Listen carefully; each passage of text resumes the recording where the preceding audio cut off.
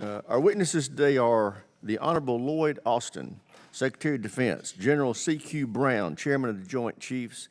Accompanying the Secretary and the Chairman is the Honorable Mike McCord, Undersecretary of Defense. He serves as the DoD's Chief Financial Officer and is available to answer questions.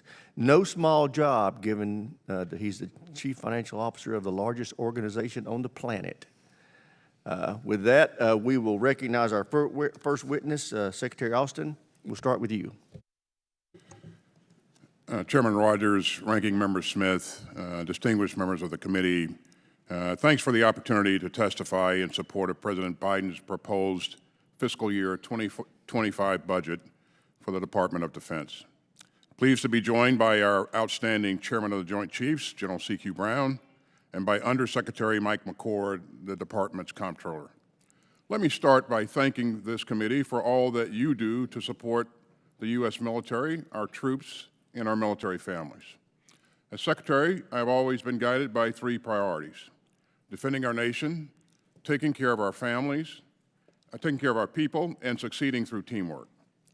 Our budget request for fiscal year 2025 will advance all three of these priorities. First, the President's request will invest in cutting-edge capabilities across all domains.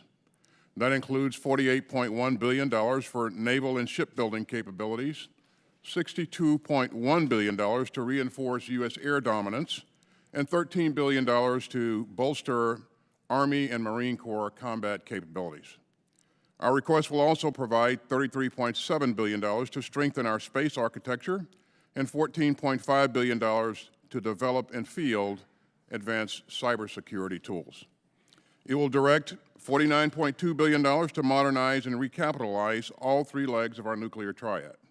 And it will sharpen our tech edge through a $167.5 billion investment in procurement and $143.2 billion in R&D. Second, this budget will support our outstanding troops and their families. That includes raising base pay and housing allowances, investing in better housing, making child care more affordable, and funding vital work to prevent sexual assault and suicide in the military. And third, this request will help the Department further deepen our teamwork worldwide. Our network of allies and partners remains a strategic advantage that no competitor can match. And you can see its power in our strengthening ties across the Indo-Pacific, in today's expanded and united NATO, and in the 50-country Ukraine Defense Contact Group that I convene. Our budget remains rooted in our 2022 National Defense Strategy. Our request positions the United States to tackle the Department's pacing challenge, the People's Republic of China, with confidence and urgency. It will help meet the acute threat of Putin's increasingly aggressive Russia. It will help us tackle the persistent dangers from Iran and its proxies. It will help us take on threats from North Korea, global terrorist organizations, and other malign actors.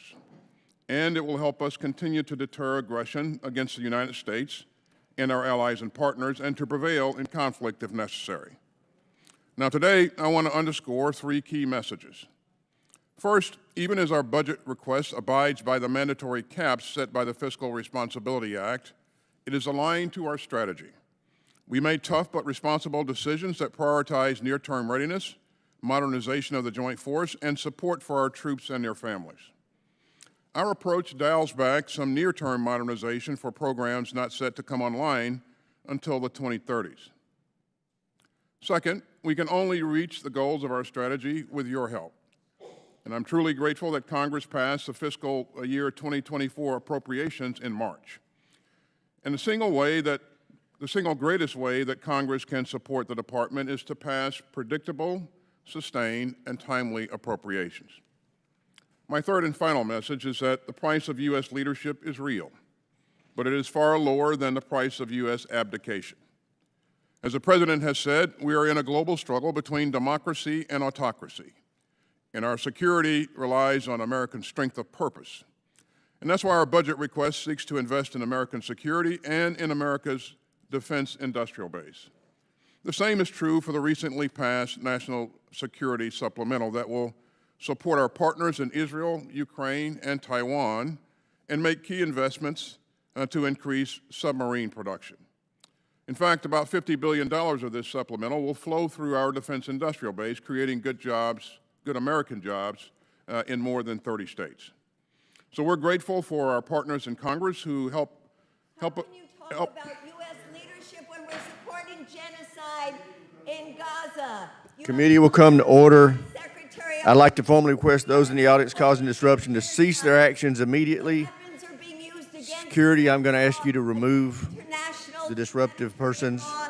It is illegal, it is immoral, it is disgusting. The whole world is watching what we are doing in Gaza right now. Secretary General, you are supporting a genocide. Stop supporting genocide. Free Palestine. Stop supporting genocide. Apparently, the protesters don't understand we don't have a Secretary General in this country. With that, Mr. Secretary, you're recognized again. Thank you, Chairman. We're grateful for our partners in Congress who help us make the investments needed to strengthen America's security through both the supplemental and the President's budget requests.